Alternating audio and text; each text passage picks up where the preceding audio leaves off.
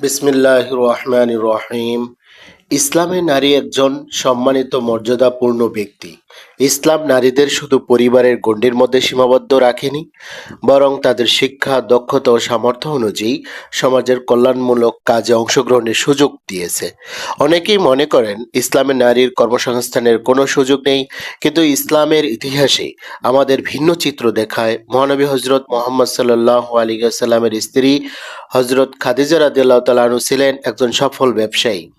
তিনি সততা ও ন্যায়পরায়ণতার মাধ্যমে ব্যবসা পরিচালনা করতেন এবং সমাজে গুরুত্বপূর্ণ অবদান রেখেছিলেন।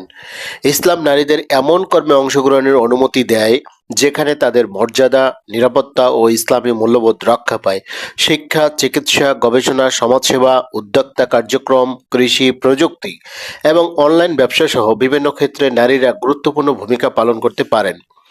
বর্তমান যুগে অনেক মুসলিম নারী ঘরে বসেই অনলাইন ব্যবসা, ফ্রিল্যান্সিং, কন্টেন্ট ক্রিয়েশন, শিক্ষা প্রদান এবং বিভিন্ন সৃজনশীল কাজের মাধ্যমে হালাল উপার্জন করেছেন। এতে তারা পরিবারকে সহযোগিতা করার পাশাপাশি সমাজ ও দেশের অর্থনৈতিক উন্নয়নে অবদান রাখছেন।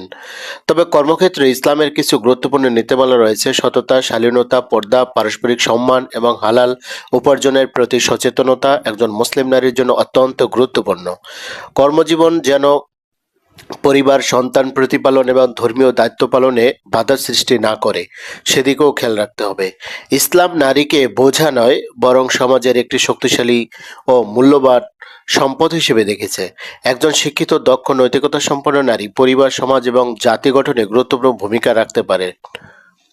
আসুন আমরা ইসলামের সঠিক শিক্ষা অনুসরণ করি, নারীর মর্যাদা ও অধিকারকে সম্মান করি এবং এমন একটি সমাজ গড়ে তুলি যেখানে নারী নিরাপদ, সম্মানিত এবং তার যোগ্যতা অনুযায়ী অবদান রাখার সুযোগ পায়। আল্লাহ তাআলা আমাদের সবাইকে হালাল উপার্জন, নৈতিকতা এবং মানব কল্যাণের পথে চলার তৌফিক দান করুন। আমিন।